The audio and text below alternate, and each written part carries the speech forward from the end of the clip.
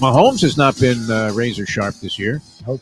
He hasn't looked in any game as sharp as Tua did against the Buffalo Bills. No, 2 of the last 2 games, Tua played well in versus Arizona. Like that's the thing is the offense. But for a guy that people were saying should retire, which maybe it would be a wise move, but it's not getting hit.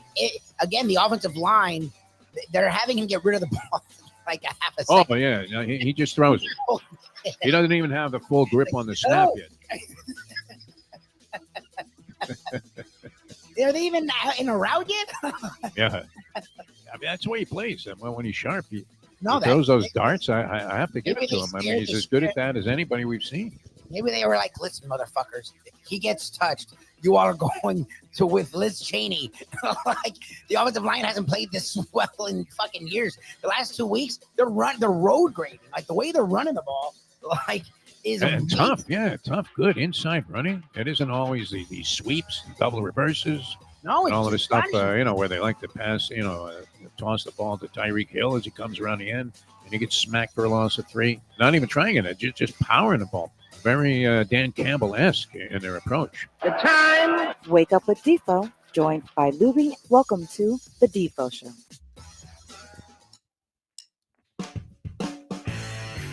Welcome to a Peel Yourself Off the Mat Monday edition of the Defo Show. Jeff DeForest, Mike Lubie. Lubitz clearly doing exactly that, peeling ourselves off the mat today. Although you look kind of bright and cheery here, Lubie. So that's good. Mass firings at FSU. I'm sure we'll get into that. They cleaned house yesterday, except for Mike Norvell. Norvell was the guy with the hatchet, the sword of Damocles. Came down on what? The offensive coordinator, defensive coordinator, the ball boy. Everyone you can get rid of now. Remember, there's still 2 games left, so they do that thing because people are bitching. Oh my God, they kept Randy Shannon. Well, someone has to coach the last 2 games. Like Norvell can't coach every position, but they pretty much cleaned house. That's the significance of what happened yesterday. Well, and the significance of it all is combined with every other thing that's happening in the state of Florida. I mean, this is Loserville. I said this after the election. I mean, what a bunch of cracker fuckheads we have in the state of Florida. Couldn't even approve. Although I'm not sure that we can put this on the state of Florida and the residents of Florida, because we actually did, as a people, as a collective group of human beings, we actually did vote in majority for Amendment 3 and for Amendment 4. Yes. But the state of Florida has this cockamamie thing, which I don't think exists in any other state, where these amendments... 4 states total in the country do it. Have to have a 60% majority or a 60% minimum for these amendments to pass. So not only have they put massive roadblocks there, not only did you have the governor spending taxpayer money to defeat these issues, not only did you have the language as confusing as it possibly could be, not only did you have a massive onslaught of money coming from various sources on this Amendment 4 thing, but you then had to achieve above 60% in a state that is not necessarily known for its mental cognizance. Well, dang, what exactly? Well, I mean, it looked like Hebrew to me. No, they wouldn't have used a Hebrew reference. No hillbilly even knows about the Jews. Chinese. Greek. I guess it looks like Greek to me. That would work. Anyway, I mean, we're on a precipice here of something amazing, and the lone salvation, Lubie, is Miami has the Dolphins, the greatest football team. We take the ball from 20 to 20 like no one's ever seen. All the teams. But then we get in the red zone and we start to get a little bit antsy. And you can see Mike McDaniel peeing in his pantsy. No, I mean, I ran out of steam there, but you get the picture. All right, so here's what's happening. University of Miami, we'll get into that. Miami loses to Georgia Tech. We've been waiting for this all season long, have we not? No, you guys have been calling it. You and Mayo. I've been the one not singing their praises. I've been the one that's like, yeah, I guess I'll get through. They keep flirting with disaster. I guess that's just doesn't happen that way, right? I mean, you bang your head against the wall often enough, every now and then you're going to need a cut man, and that's what happened here. Yes. And so they lose to Georgia Tech, which was abysmal. I don't know. I mean, can you point a finger of blame? Georgia Tech runs the ball up their ass the entire game. They threw 6 passes, I think, completed them all for like 32 yards and still beat a Hurricane team that was putting up 50 points a fucking game. Get out of here. Yep. Unbelievable. So, and that game, still there was a chance for salvation at the end. I happened to jump in the car right as that play was happening, the final clinching play. So I turned it on the radio. The call of that play is classic. I mean, the devastation the futility coming from my good buddy Joe Zagacki. I don't know that you could have characterized it any better. I mean, you talk about the wind coming out of your sails when Cam Ward fumbled the ball, and that was it. Because there was all this hype and anticipation that, hey, we're going to do it again, another fucking miracle. Yeah. And it didn't happen. All right. But pretty much dominated by Georgia Tech in that game. It was not a stellar performance by any stretch of the imagination by the Hurricanes, who all they had to do was beat two lower-level ACC teams or mid-range ACC teams. I guess Cuse is up there, although they were beaten by Boston College over the weekend. And it's not like you're looking at Syracuse and going, oh, my God, I wouldn't want to go against them. I know McCord's been a nice story, but every time I've seen him, he's looked like shit. Yeah, they're starting to yeah, I mean, that game against Pittsburgh was a disaster.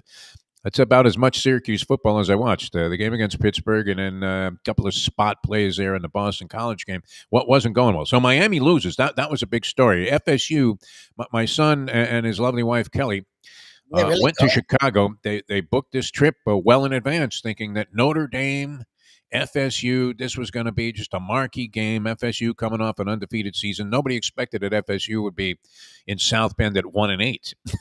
Worst in the country. And leaving there, I mean, thoroughly tattooed. My God, Lubie. That was bad. Show up and play. I don't know what's going on there, Lubie. I understand they fired everybody. The program's in chaos. I don't know. How could you have that big of a turnaround in terms of, being a darling of a lot of people? I mean, they were like a campaign cause celeb last year, getting screwed, getting fucked like they did by the College Football Bowl Committee. And then how do you come back out of a season like this? I'm not sure that that's it has to be unprecedented. No, have you ever seen a team like that? Never. A team's never started top 10 and finished with 9 losses, and they probably will get more. I mean, they're not done. They still play Florida, who has their own issues, but it's not like Florida's at least played better. I mean, well, the Florida AD announced that your man Billy Napier was coming back. They lost by 80. Yeah, and then they got shellacked. And they play someone next week too. All right, so you had Miami, you had FSU, you had Florida. They all lost. Miami at least was in the game. The other two teams were not. FAU a loser. We feel for Tom Herman, but it's not going well there, and we don't know what the future will hold. I doubt they'll get rid of Tom Herman after, 2 seasons? We'll get a third year. I mean, well, we see what our buddy Charlie Partridge, I mean, he held himself together pretty well, considering that he knew he was virtually in an impossible situation and seemed like he was on the precipice of turning that around. But Lane Kiffin took over after he got fired and actually had some modicum of success. And you have to give it to Lane Kiffin for beating the shit out of Georgia. No, Lubie, that was kind of interesting, wasn't it? Many people thought Georgia, well, they're just going to muscle up. Ole Miss is a fraud. They beat a bunch of cupcakes early in the season, and they faced some real competition, got smothered. Came back and looked like they were in a position to maybe do something in this game against Georgia, but I don't know that there were a lot of firm believers. Did you? In Ole Miss, had a couple of our handicapper guys pick Ole Miss in that game. Loomed as somewhat of a toss-up because you had to wonder, was Ole Miss defensively going to be good enough to withstand Georgia ramping up whatever pressure they were able to put on that defense? And it didn't happen.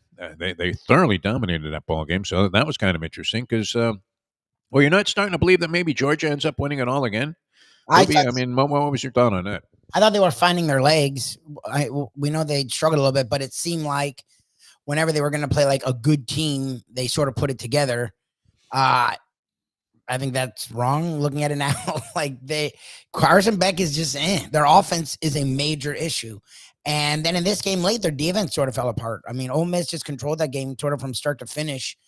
The SEC's fucking crazy. I don't know if it's that it's so good that it's crazy or it's just crazy, but there's going to be a lot of teams with like 2 losses. And I don't know how if you look at down the stretch, Texas and Texas A&M play, Georgia and Tennessee play. So they're going to weed a little bit out. So it's not going to be like 6 teams because right now there's 6 or 7 teams that can lay claim to 4 spots. And Alabama looked real good in their game at night against LSU. Not an easy place to play, not an easy place to win, but they were pretty demonstrative in the fact that they were a better team by far than LSU. So continuing the plight, though, of the state of Florida, the sorry state of affairs of the state of Florida, not only did we reelect Rick Scott, not only did we defeat Amendment 3, Amendment 4, Trump, that was kind of a given that he was going to win the state. That's an unfortunate circumstance as well. Miami-Dade turns Republican. But Miami, FSU, Florida, FAU, University of South Florida, University of Central Florida, FAMU, Bethune-Cookman, Stetson, the Jaguars, and the Buccaneers have all lost so far this weekend. That's a combined 0 and 11, Lubie, right? 1, 2, 3, 4, 5, 6, 7, 8, 9, 10, 11. All right. 11 and 0 and 11 so far. And the Miami Dolphins would make it 0 and 12. FIU, I guess, did not play this week. Otherwise, the way it's going there, you would have to assume that we'd be 0 and 12. And this would be a baker's dozen. Hey, you get an extra bagel there if you buy 12? A lot of people assume they're always entitled to something for free, Lubie. Well, what is that all about? We've learned a lot about that from following Let's Eat South Florida, that's for sure. Well, you know what? I ate everything except for one tiny morsel. That's the worst food. And I can't believe they didn't fucking count me dessert. By the way, did you see Mayo's thing that he posted where he's eating $75 plates of spaghetti at Casa D'Angelo with white truffles, and the next day, I mean, this wasn't even off of his palate yet. The next day, I guess he rewarded himself for taking a short walk on the beach and went to Skyline Chili. Really? You went to Skyline? Post a picture of this pasta with white truffles on it, and in the bottom picture, the contrasting picture was Skyline Chili 4-way, which, I mean, it's if you're going to do it, you may as well go to 5-way. But I would say it's always recommended to order the no-way if you happen to be passing by Skyline Chili. How can you possibly do that, Lubie? What the hell? You talk about an extremist. My God. Anyway, all right, so we're 0 and 11 going in, and what does that leave us tonight in terms of any kind of hope about the Miami Dolphins winning this game against the Rams? The Rams are 1.5-point favorites. There are many reasons to believe that the Rams will prevail in this game. Are you buying into the idea that Tua's got it together? Tyreek Hill remains questionable, gimpy wrist, which I believe was a lingering injury from the preseason that has been hampering him a little bit. So maybe that explains some of the passive numbers we've seen by his standards anyway on Tyreek Hill so far this year. Of course, you could blame a lot of that on the fact that many of the games were being manned by a backup quarterback, and the Dolphins unfortunately failed in that category. And a crazy fucking day in the NFL, was it not? Did you watch any NFL action yesterday, Lubie, or did you figure, hey, the Dolphins aren't playing? I don't have to pay attention. I kept an eye on what was going on. It's interesting to see what happened with the Commanders. It's interesting to see the Lions. I thought that game was done. To see the Lions find a way to win that game. Yes. Yeah, I mean, it's interesting to see what's going on around the league. It feels like the Bills, to a lot of people, look, Frank Schwab, we had Frank Schwab early when most of us were like, the Bills are done. It's just, it's ran its course, and he was like beating the drum. And it doesn't hurt that the Jets and Dolphins are total fucking disasters. My God. I mean, could that be? Deshaun Watson right now probably ranks as the biggest waste of money in NFL history. Oh, yeah. $232 million guaranteed. They can't. I mean, they're stuck with this guy. But the Aaron Rodgers investment by the New York Jets, I mean, considering that they had to trade for him also, and they gave up a fairly significant amount of assets to get Rodgers on their roster, then he misses all of last season.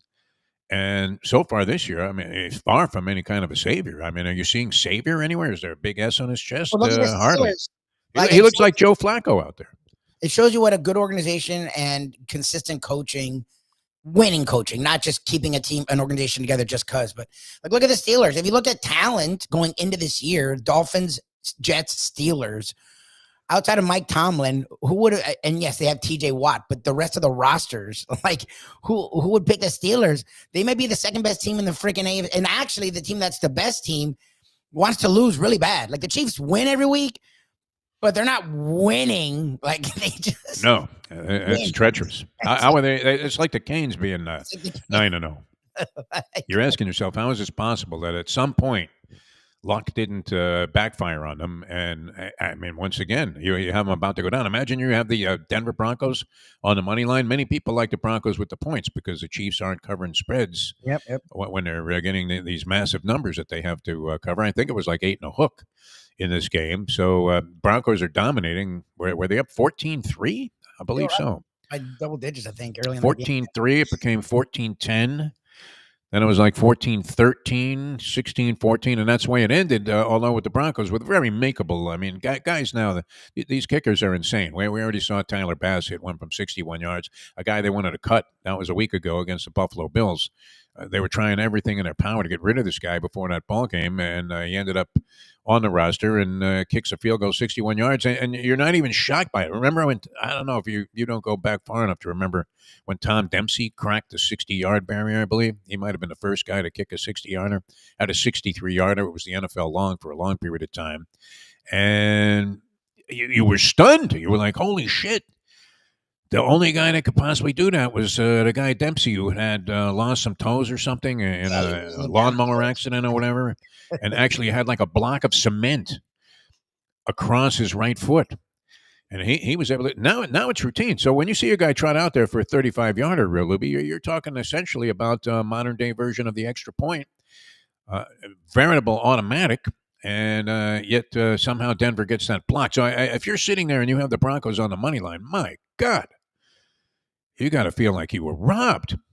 You're confidently high-fiving everybody. Hey, here we go, man. Look at that. They got it in the field goal range, and they even moved it down a few extra yards, so it's not even a tough drive.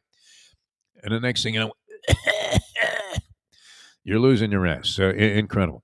All right, many things. Jim Sarney wanted to know, Lubie, did you book anybody to comment on the new hiring of the Marlins manager, the potential hiring here? It hasn't become official, I guess. Clayton McCullough was the first base coach for the Dodgers for 4 years. How about that? There you go.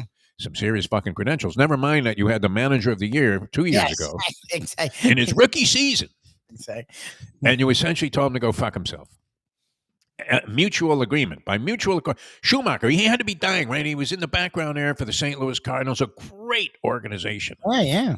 Imagine coming from that organization. Now, they haven't won anything recently, but they've always been a team that no matter what the situation was, and it's a great baseball city. I used to briefly have a little attachment to the Cardinals. I loved Lou Brock. I was a big fan of Ken Boyer and Bob Gibson, of course, one of my favorite pitchers of all time. When they had that team working, I thought, wow, I mean, I could definitely root for these guys. My dad was from Missouri. I got to go to a game as a kid at Busch Stadium, and I thought, wow, this is absolute baseball nirvana. Everybody loves it. This is all they're talking about. It's kind of like walking up. You've never been to Fenway, have you, Lubie? I've only been there once. No, never. For a game. And yeah, the walk up, it's just like you can feel it. The town's into it. It's kind of nice. I got that feeling. Here we go. We're going Roberta Flack again, trying to get that feeling again. I did get that feeling, though, when I was covering some Big East basketball back in the day with the Hurricanes, and you traveled around to certain places, and the whole city was talking about it. You going to the game tonight? You going to the game tonight? Places like Providence, even a little bit to a lesser extent in Boston.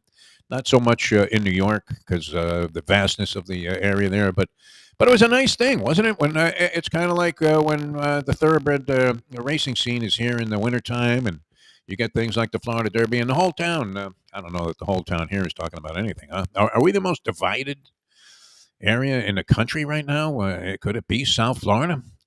We hate everybody. We hate the tourists when they show up, and yet we need them here for the money. Desperately, yeah. Right? Mustang had a big night last night working at Fishtails there. Enormous by any standard, right? People were outside, a light rain. You know who's playing in the band out there? Alex Lencina. Oh, really? Alex Lencina? Yeah. I haven't seen him in forever. He's in a band called the Big Rock Band. We used to see Alex at the. Did he actually work at the radio station, or was he just hanging out there? He was in production. He was in production. Okay. Yeah. Yeah, he was there. And what was Jimmy Fiano? Did he work there, or did he just hang out and help him out with some stuff? Yeah, I don't think Jimmy worked there. Anyway, those guys were in a band, but it wasn't the greatest of nights. And so it was great. I mean, in the sense that you have more people in town. So even on a shitty evening where normally it literally would have been a damper put on this outside party, everybody's showing up. But at the same time, while we were driving around earlier in the day, Mustangs cursing out all of them. They're back. Because we had some schmuck driving like 12 miles an hour on A1A, and then takes does the usual Florida thing, puts on the right turn signal, and then makes a left. Like, which way you going there, fuckhead? But I mean, do we? Are we repulsed by the influx of people, the snowbirds that come here? I mean, I know the jokes are pretty common about the people from Montreal. I understand a lot of them, although it's not a universal blanket indictment against anybody. What do you think, Luby? Is there a great level of hypocrisy here as Oh we yeah. start to get into some better weather and the enjoyment of the next 6 months after being in just a sweltering blast furnace for the last six? And yet we don't want to share this with anybody else, despite the fact that we desperately need the money. I mean, think about that. A night where, I would say Mustang, fueled by the influx of new people here, probably made 3 times the money she normally does on a night like that. So, what do you? I mean, should we resent these people too? Bite Oh the yes. hand that feeds us? I mean, I wouldn't do it as loud as I praise them, but behind closed doors, we can. They drive like ass. Oh no, the worst drivers, I just Canadian I was drivers, no like, doubt. hey, we drive like ass, but whatever it is, we drive the way we drive, and they don't, and you can tell instantly. The rudeness on the tennis courts always astounds me because usually it's a fairly polite game where you don't even want to make bad calls, even if you hate the other guy that you're playing. And yet, I don't know how many times it happened, right? Where your ball rolls onto the other court, and it's a quartet of French Canadians, obvious from both the accent and the appearance and all that. I don't want to label anybody. I don't want to get in trouble like John Wertheim did. My God, did you see this? No, what did? Oh, John Wertheim did something. Wertheim, I mean, a very credible guy. My Yeah, God. right on. He's great. He's a renowned Off-air remark, they got him on a Zoom call, I guess, to do some commentary on a tennis tournament that's taken place somewhere in some, remote bastion of the universe. And he makes some crack off the air, thinking he was off the air, about Barbara Krejcikova, who's a very good player. And they were trying to get him to frame his shot. You know how it is. You're moving your camera around a little bit. You've been in these situations a zillion times there, especially with the lunchbox. Like, hey, I can't see myself. And so as they were doing it, they told him to move his phone or whatever he was working on a little bit. And he says, yeah, my forehead looks like Barbara Krejcikova or whatever, who I guess has some, largely, dominant feature is in her forehead. I don't know. I mean, she's not the most attractive among the many babes that are playing tennis, but a great player. A lot of fun to watch. Seems like a very gracious lady. Got a great respect for her. Won Wimbledon this year, and probably. I mean, fun of having a big forehead. Like, what is? I don't even know what that means. That's not right. Yeah. That's not prejudicial. It's Is that a Serbian thing? I mean, if you said that about Novak Djokovic, would you be? Did it? I'll have to look it up. He didn't know he was on the air. That's I the other guess that, but I'm saying, like, did he somehow make it? Like, Didn't sound all that harsh. I mean, or did he just make fun of someone? Because we still make fun of people. Like, that's. I don't know where that. I get it. I guess it can be shaming someone by their looks from a man to a woman. I guess. Yeah. But, okay. Yeah, but I was talking to Armin Katan the other day about his time on 60 Minutes, which Wertheim does a good job, but he usually has like a fun, uplifting feature that he does. Yeah. And I was saying, Katan, hey, they send you in there to talk to some ruling despot who is about to, go ahead and throw like 20 people in front of a firing squad right after the interview.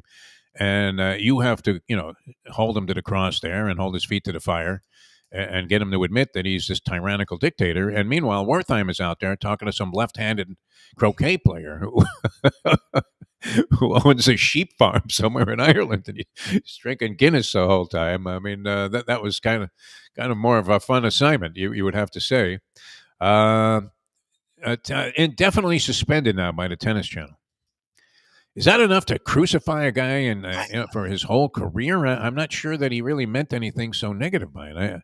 I'm not defending the idea of making these kind of, we do it all the time without even meaning to. Well, you just said about Jerry. So if you said about Jerry Rice, it would have been okay because Jerry Rice had like a 5 head. Like, is that okay? Like, I don't. Yeah. And look, again, I'm not the PC police. I think it's okay that we watch what we say. I don't think that's the worst thing. I know a lot of people hate that because they have to think now before they speak, God forbid. I don't think that's a bad thing. I do think it's okay to actually think about how others will receive what you're going to say. However, some things are just fucking jokes that especially are made off air. I don't know why that would even get out. Like, that's the other problem. It slipped onto the air somehow. Is it done to the air or it was? It actually, it actually went out on the broadcast. Okay. Because a lot of times, this, like with Maria Taylor, you're seeing people keep shit Like we've said crazy shit off air all the time, and I recorded some by accident. Like I didn't go, oh, let me file this away. Like that to me is the most egregious crap. Again, if someone's a racist, then call them out for it. Don't save it so that you can get them later when you want to expose. Like, but plus you can in general tell where somebody's coming from.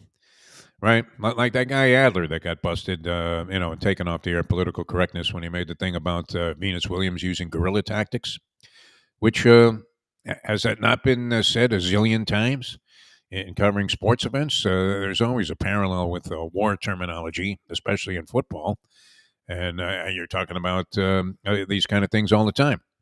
So he mentions guerrilla tactics and. Somebody reports that it was like a stringer for the New York Times. Put that in there that this was some racist statement. The ESPN fires the guy and his career was ruined. He ended up having a heart attack. He never recovered. This fucking guy. That one's annoying because that's unbelievable. And you're asking yourself in general, has this guy? How does this stack up against this guy's overall body of work? That would be. Something to consider, wouldn't it? I mean, give a guy a break, a little bit of a break. If something came out and it didn't necessarily sound exactly right. Who was the guy? He was a really good guy, Halberstam. What was his first name? Halberstam. David Halberstam, yeah. Not the author, but the guy that was doing the Heat games for a while. Now, he came out of nowhere and started talking about slave farms. Probably not the smartest move if you're an NBA broadcaster, since the majority of the league is black. Yes, but yeah, I mean, why would you bring up Thomas Jefferson, owning slaves in the middle of an NBA broadcast? And by the way, that's his 6th assist. And did you know that Thomas Jefferson owned slaves? You're like, where is this guy? But he couldn't have been any nicer of a guy. That guy, David Halberstam, was one of the nicest guys. In a million years, you would have never assumed that he would get caught up in some political correctness thing. Although in this case, he was meandering into an area where, if you were editing things in your head, you would have to say, why am I here? Lubie, I mean, you just, sometimes you realize that this is not a good position to be in. Let me just change direction right away. I don't recall the circumstances. I knew David Halberstam a little bit and knew him to be, from interviews on the air, and knew him to be nothing but the nicest guy, one of the most thoughtful guys. He was really into the industry. He wrote a lot of stuff about radio and I guess more radio than TV, and loved it, and ended up getting his number taken down. So I don't know what happens to Wertheim. Do you consider that?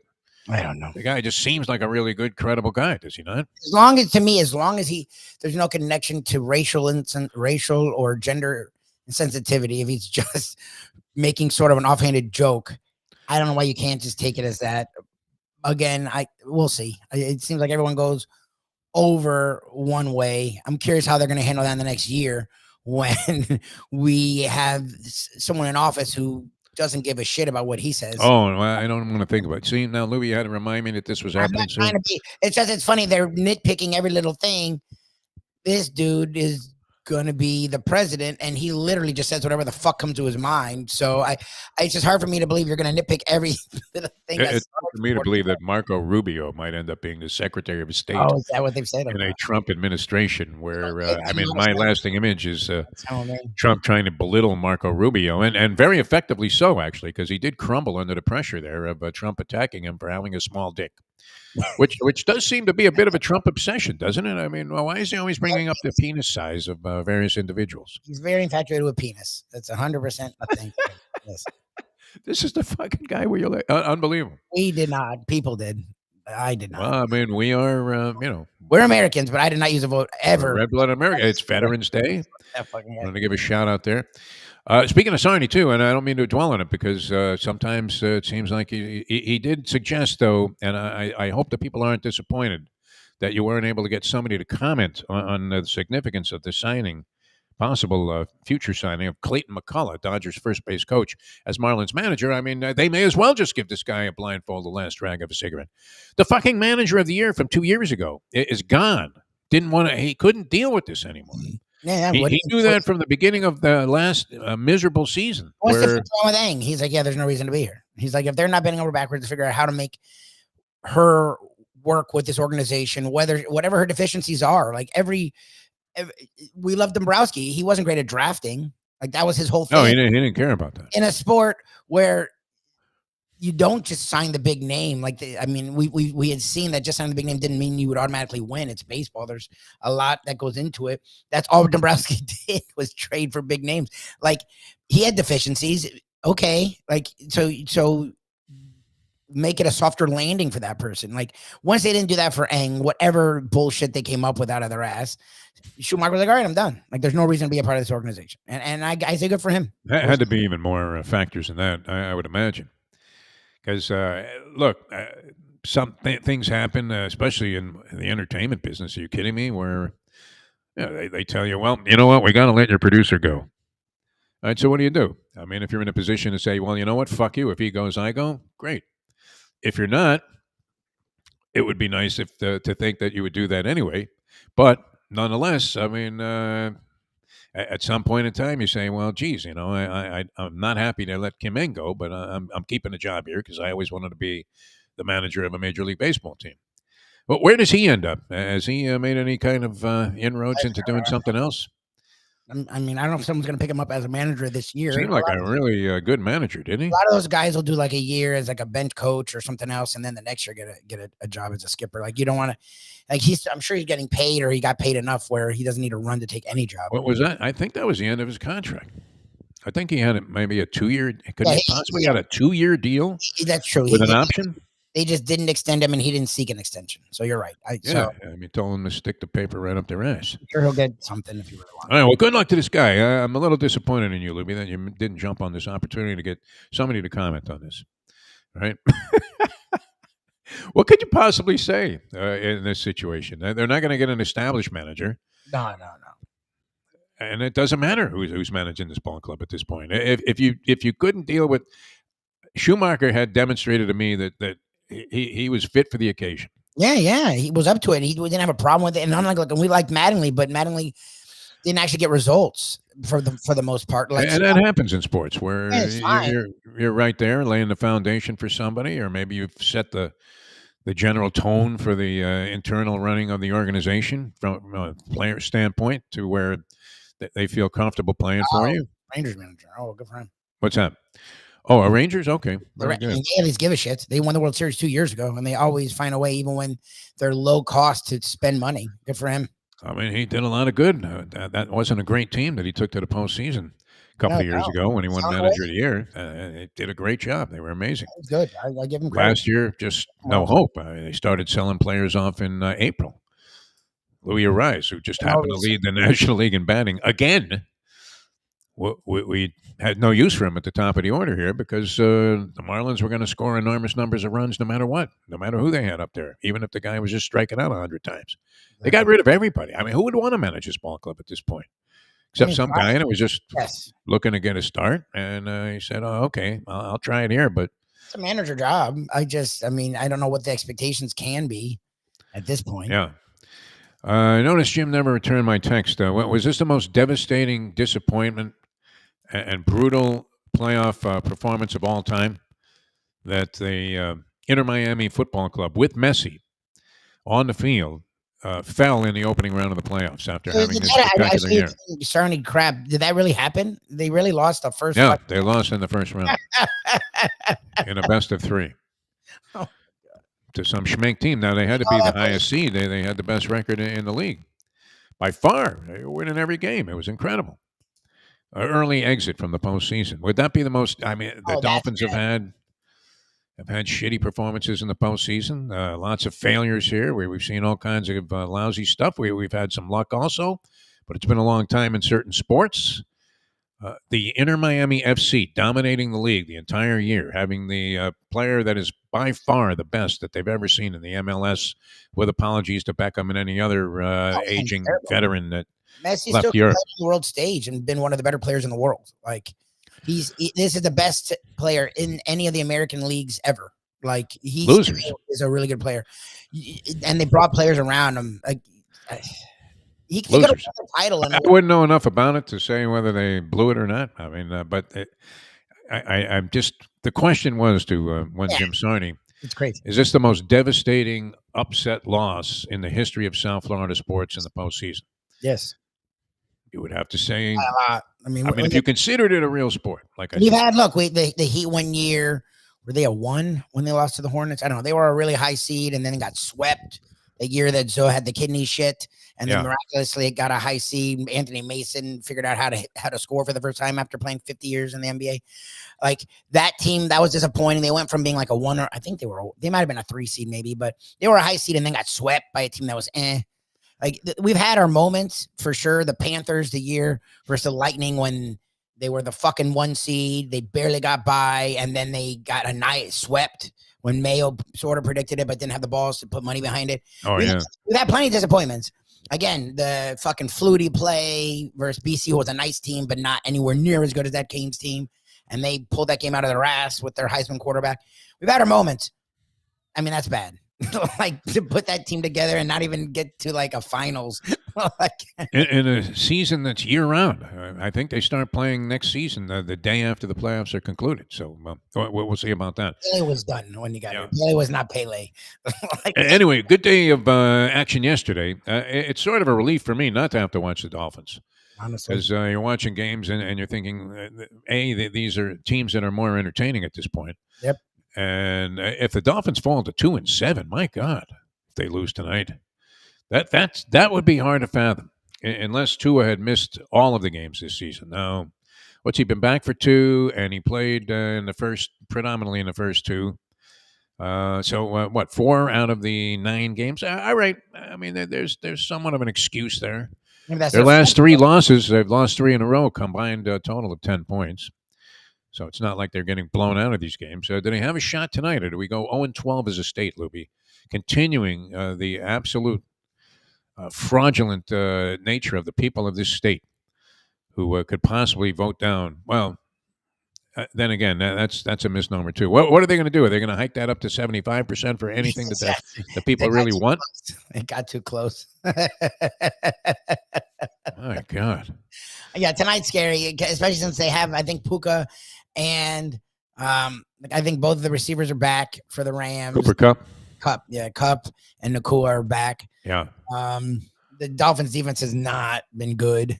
And that's been the better. Like the funny thing is the offense has woken up as much as Perk wants the offense to average 45 points a game. It's the NFL. Like if you're averaging 27, 28 points a game, you're doing your job. I mean, like the Chiefs aren't averaging that and they're winning. The offense has done its job the last 2 weeks. The defense scares me, and that's versus they were playing offenses. Like the Rams actually have a nice offense when they have both those guys. So there's 2 number 1 level receivers, and then you have Stafford. I don't know. Anything's possible. They shouldn't get routed, but by the way, on a more important note, yeah, you literally have to be standing right behind Bill Self to figure out that that's a hairpiece. Because on TV it looks fine. Oh yeah, no, I told you. I remember I fought you until I was the one that was standing behind him, and I was like, you know what? I'm glad we got that closely because I don't know that we could have ever confirmed that, but there's something what was done there. There's no doubt about that. I don't know why I'm obsessed with it because it looks pretty natural. You would have to say, Lubie. I don't know that I've ever seen a hairpiece that good. Maybe that's why, since it's such a big issue down here. Fucking hurricanes, huh? A lot of people were reveling in that, Lubie. Is there a growing, burgeoning anti-hurricane sentiment here in town because there's so many Gator and Seminole fans? Yeah, there's a lot of Knowles and Gators, and Cane fans just talk a lot of shit. That's the problem. Like, my parents were still rooting for the Canes, and I give them credit because I grew up rooting for them as long as they didn't play FSU. But, like, I've had to deal with Canes fans since I was in college, and they're just obnoxious. And the problem is, like, look, we're bad this year, right? I'm not saying anything. We have 1 fucking win. Now, I get it. The Canes would win 5 or 6, so I guess that's better. But to me, when you win 6 or less, it's bad. Yeah, 1 win's just you fire everyone. But when you're from programs that used to win titles, anything less than contending for the conference is a bad year to me. So, like, if we had won 5, we'd won 1 game FSU. I wouldn't say shit. What am I going to fucking say? Canes fans would win like 5 games in a year and then be crowing. Ha ha, look at you, your shitty team. We're 13-0. What the fuck are you talking about, you lunatic? So, like, it's pushed a lot of us, me especially, since I grew up going to Canes games and going to UM all the time, where I root against them just because they're a fan. Not their team. As much as you guys have a weird thing with Cristobal, I think he sucks as a coach. So I feel bad for him almost in a way that at some point it's going to come crashing down. He has no idea how to coach. I mean, he has no idea what he's doing. No, I mean, you shouldn't be getting dominated by Georgia Tech in that game. He got It was different in the opener. We were surprised. We didn't know how bad Yeah, FSU run. was. Yeah. They ran for almost 300 fucking yards. Like, Yes. their defensive line is supposed to be one of the best in the country. Look, you can say whatever you want about FSU. After week 2, FSU's run defense has been night and day. Like, Miami's run defense sucks. Like they literally put all this money. They stole 5 stars from Ohio State. They stole 5 stars from FSU. This defensive line is going to be amazing. Their defense is not good. Like, and they have a lot of money into that fucking defense. Like, I'm not mad at them for that. Their fans are obnoxious, and eventually it like wears on other fan bases. I don't know if South Florida's against the Canes. I just think people were sort of waiting for this game. It's been like literally outside of the FSU game, every game, even the Duke game that they won by 20 and fuck you, or 22 and fuck you, they were down by double digits in the third. Like, yes, 5 of the last 6 games, is it 4 of the last 5 games? They really should have lost.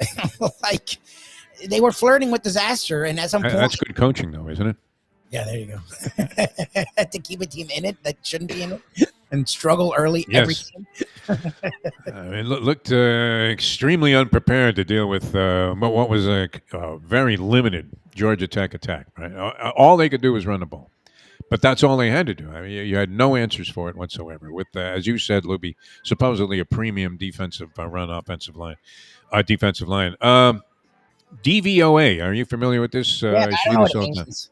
I've heard it. It's a big stat with Pro Football Focus. Everybody's all over this thing. I don't know what it means. I never. DVOA and OVOA.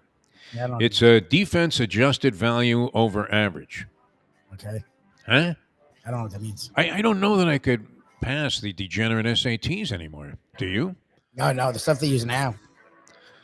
Back in the old days, it used to be fairly straightforward. An exacta pays $28.60. You have it 4.5 times. You have to give 20% to your buddy who gave you $6 to put up for the bet.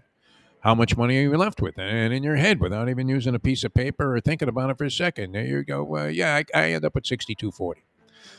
It was easy, but now, I mean, imagine if they start throwing these terms in there. What exactly is that? Defense adjusted value over average, Lubie. Is that like the buyer speed figures? They take everything into account, give it one number. No idea. Would you be inclined to use this in your handicapping strategies? I don't know what it means. It comes up in virtually every little tidbit that you see. I know it's a big deal. I don't know what any of it means. Am I here now? I thought I came back. Yeah, you're all right now. Yeah. Yeah, I don't know what any of it. You were getting a little sketchy. I know I got frozen for a second there. Yeah, I don't know what it means. I know they use it all the time. I see I haven't seen the OVOA, but I guess it's just the opposite of the DVOA. But I don't know what any of it means. Like, I really don't. I'm not even trying to make fun of the stats. I don't understand it. It takes into account everything. Takes into account stadium, wind conditions, I mean, all kinds of bullshit that you would never figure was going to be part of a mathematical permutation equation. But that's it. I see this cited all the time. I had to look it up, and I still don't fully understand it. I'm like you. All right, we're coming back with more. More to do. The Dolphins are only salvation, Lubie. That's bad. Or we go 0 and 12, 15. Big fat round number 0 and 12. 0 and 12. Is there anybody sitting on a 12-team parlay on all of the teams on the money line to lose? Now, many of them were big underdogs. Miami was a solid favorite. University of Miami at 11 and a hook. So that had to be what, about a 3-1 line the other way? 4? Yeah. Wow. So that sets the table. I don't know what these other teams were in terms of favoritism or what kind of price you were getting on them, but you would be sitting perhaps to complete a 12-element parlay if you just said, fuck Florida. I mean, what's in? You don't want people smoking weed? Fuck you. You want to limit women's rights to protect their own body and health? Fuck you. The Canes are the one that I would have been like, okay, fuck, are they really going to lose? But the other ones are doable. FAU, FIU, FSU, UF versus Texas. I mean, those are all pretty much assumed. Unbelievable. And the Canes and the Dolphins, again, that's another one that I wouldn't assume they'd win. So it's just the Canes would be the one that this is, are we not due? I mean, this is an interesting situation. What a predicament. All right, back with more in a moment here on a Peel Yourself Off the Mat Monday edition of the Defo Show. That is Mike Lubie Lubitz. He's taking everything very well and very much in stride. Although you did bring up the fucking election. Back with more in a moment. Now that. I can't look at this man's face anymore. It's like an immediate click. Like, I don't even want to know. Don't tell me what Nazi fascism you're spewing today. It's 8:46. Hey, folks, Tony Segreto here. Let me ask you a question. What do you look for when you go out to eat? Good food, obviously, friendly atmosphere, not too loud, but good energy, reasonable prices, and a place where you feel comfortable. All those ingredients, no pun meant there, are hard to find unless you're talking about the Texas Roadhouse. You see, they encompass all of those attributes. Really, really good food, amazing atmosphere, good for a family, good for a date, or just a night out for yourself, and prices that will make you extremely happy. Their ribs unmatched. Steaks hand cut every day. Everything, and I mean everything, is made on site, including their incredible bread. It's the one day, folks, that you can forget about low-carb diets.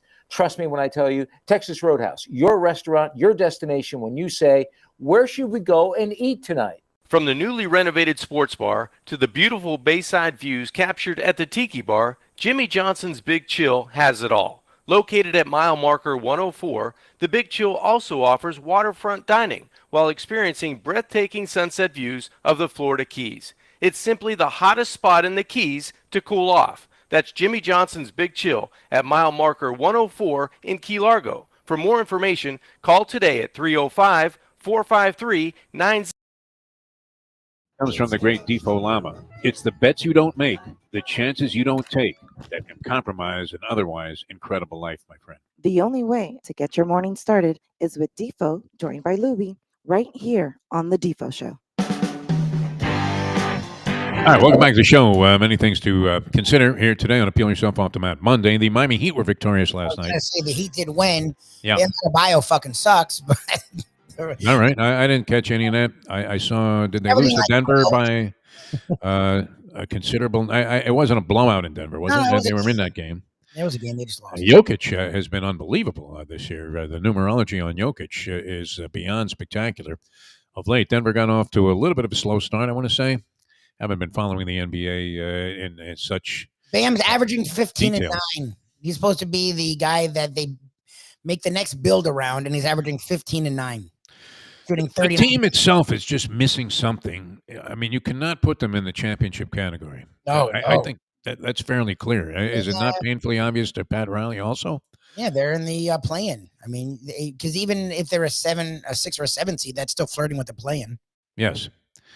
And that's about what they have, is it not? I mean, what scares you about going against the Miami Heat? Not much, except for, is it Spoelstra? Is he their most important element right now? Spoelstra? They're Spoelstra, because they're probably a 2-win team, and they have 4 or 5 wins because of Spoelstra. Hero, somebody I always wanted to see do well. I thought that was a good draft pick.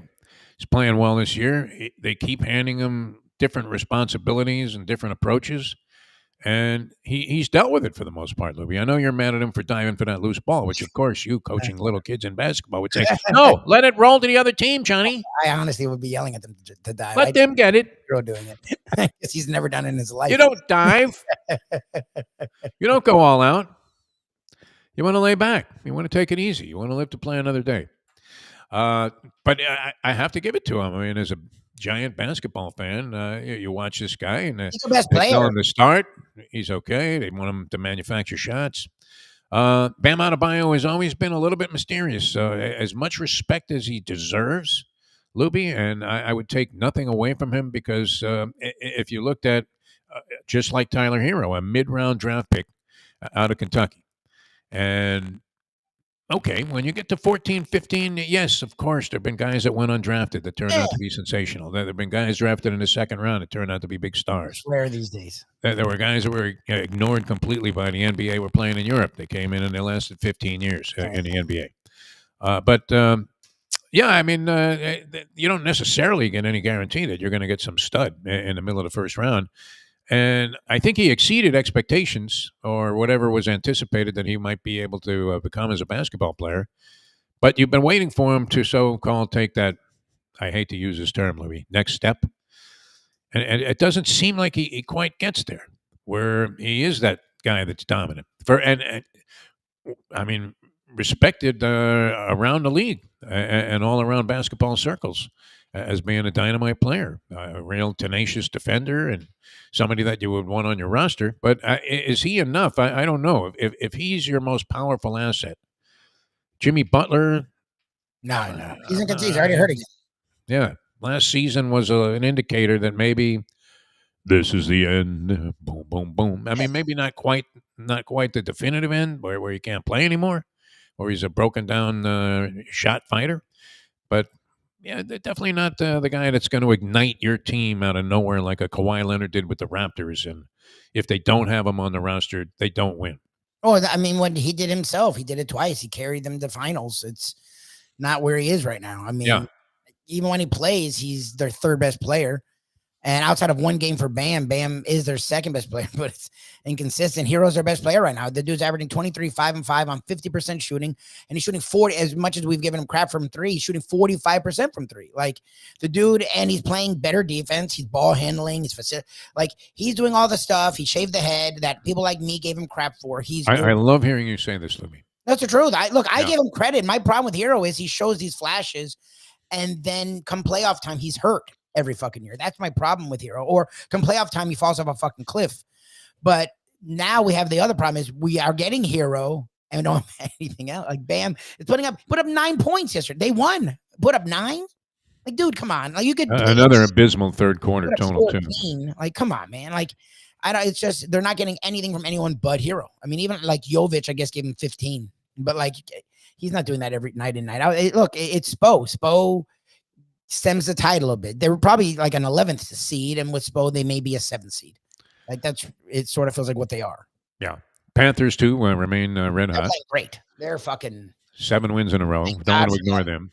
They're literally our whole thing down here. Jim Sarni says he sent me a text, which I probably ignored, not because I wanted to, but it was from some other source there, and I at the time, whatever, just didn't feel like clicking on it. Which he said explains what happened to Inter Miami FC. Okay. That they dominated this game against Atlanta. Somehow they found themselves in a third and decisive game in a best-of-3 playoff system, how many rounds do they play? I have no idea. Of postseason. And do the rounds get longer? I mean, I can't imagine. It takes them 2 weeks to play one 3-game series. What is this, like a club team? Hey, Joe, you're going to be available on the 14th? Yeah, I want to schedule a game. They all play for other entities around the world, and we don't know. I still have no clue what defines the MLS season. It seems like it started over a year ago, didn't it? Do they only play or have a champion every other year? Is that the way it works? It's supposed to end in October. So, yes, I actually agree with you. I don't know what their season is. My God. But anyway, yeah, I would have to say it devastating. I don't know that I could explain it.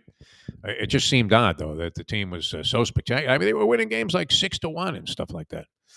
But what does that do? Was the community going to be upset by that, Lubie? I heard no reaction. It's not like I was interacting with a ton of people. I guess I was at the track on Saturday. That's about it. I didn't know what happened until you made fun of it on text. I had no idea. I heard nobody at the bar discussing the Inter Miami FC loss to Atlanta, which didn't take place until that night. So, but there was no discussion about whether or not they were in jeopardy. So I'm not sure. Maybe what was the attendance still as insane? Remember when people were paying $5,000 to get into that little stadium there where Messi was going to play in this minor league ballpark, and it was most coveted ticket in town. All celebrities were making trades for him. And sure enough, I don't know. Did that persist through the whole season, Lubie? I know it did in other cities, where maybe the team only showed up once. But were they still breaking down the door to get into this stadium, Lubie, to see Messi play? I want to say no to that. I'm sure they're doing better than pre-Messi, but it's not like when he first came. When it was a big deal.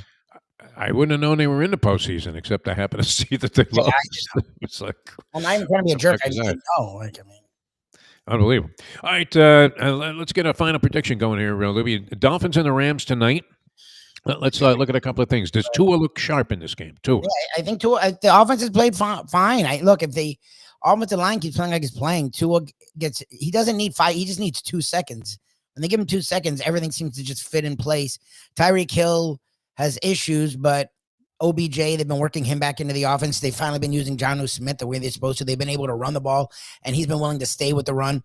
The offense is, I'm sorry to Perk, or Segredo, who want the offense to average 36 a game, like Marino's there. Like, I'm not expecting that from an NFL offense in 2024. Like, we've seen offenses sort of fall off a great deal this year, for whatever the hell reason. Like, it's their defense. Their defense scares the crap out of me, and it has not played. They're calling two things that are impeding offenses. Oh, the the double high officials. safety bullshit.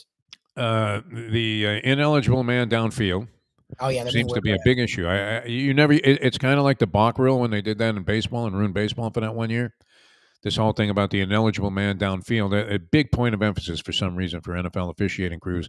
And then the motion penalties have been ratcheted up exponentially. You see far more motion penalties than I think it did in any other season, and I've been watching football. But the ineligible man downfield, and now they even have a thing to track it, right? Well, you see, he's outside the white line there, Joe, and that's the reason they had to make the call. That's a good call by the official, a good spot there. And you're thinking, that had nothing to fucking do with what went on there. Get the fuck out of here. I hate that. Unbelievable. And I would Ineligible man downfield. It's 2 and a hook at home. 2 and a hook now? Yeah, I'm seeing 2 and a hook at least. Going yeah, wow. I saw east 1 to and a half. west and all that bullshit, and I just don't trust their defense. Excuse me. I would go Rams. I mean, they're at Sean home. McVay versus Mike McDaniel. Coaching edge goes to whom? They by a lot. Daniel Sean fucks McVay? around. Yeah. I think the Rams win and cover. McDaniel goes to 2-7. What Yeah, does that do for his future? I mean, he'll finish the year out. I don't see how you bring him back. I mean, there's a few games in there they should win, but they haven't won those all year, so I'm not going to assume anything's a win. Like, if they win 5-6 games, year 3, you go all in. This offseason, you're going to have to make some tough decisions just financially. I don't see why they'd be better. I mean, they may keep him. I don't know. I just don't see why. I say he comes back regardless of the record. For one reason, I don't know. I mean, inside the inner confines of the Dolphins offices, do you think they're sitting there going, well, listen, we may have to let this guy go, but here's what we got in the, we're going to have, as Tony Segredo suggested, a Belichick or something. Do you think they have a plan in that regard? I don't think they're thinking about it. They never think like that. Yeah. I'm not smart enough to think like that. I mean, it's not Belichick. I love Segredo. Belichick, it would be the Cowboys or the Giants. Those are the two organizations he's only been tied to. McCarthy's done. The Cowboys are actually just as bad as the Dolphins. That's a fucking disaster.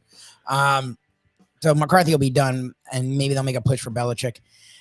I don't think the Dolphins do that. I look, you're not hearing anything out of the Dolphins. That's the problem. Zero. I have no idea what's going on. Even when we've been talking to Perk and Hyde pretty regularly, actually. They don't have any answers from that organization. Not on Chris their Greer doesn't have any mid-season press conferences? No, have you seen anything? I haven't seen anything. Nothing. Yeah. Does he come to work? I don't know. What does he do? I'm not sure. I certainly didn't do anything of any special nature around the trade deadline. As he didn't get rid of anybody, he didn't bring anybody in. Nothing. Absolute. As if you should be content. Hey, you know what? We're 2-6, but I tell you, we got Tua back. He was sharp last week. Almost beat the Bills. All right, Lubie, we have to get out of here. A lot of fun being with you guys today. Thanks so much for tuning in. We'll join you again tomorrow here at 8 o'clock. 1 o'clock today. Now, this pizza place. I think it's in Pompano. I believe it is right across from apparently the golf course. Okay. Which is on Federal Highway there, right across from Galuppi's. There you go. Supposedly. Yeah, but I'm sure I've seen it, but I don't remember seeing it.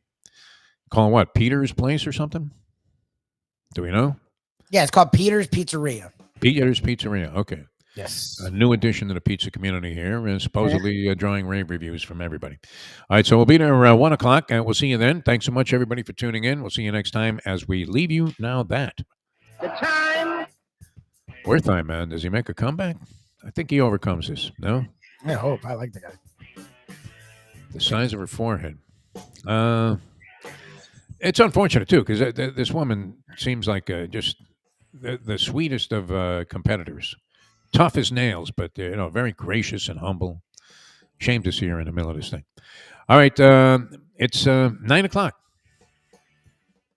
Let's go to eat a damn snack. Look what they done to my soul.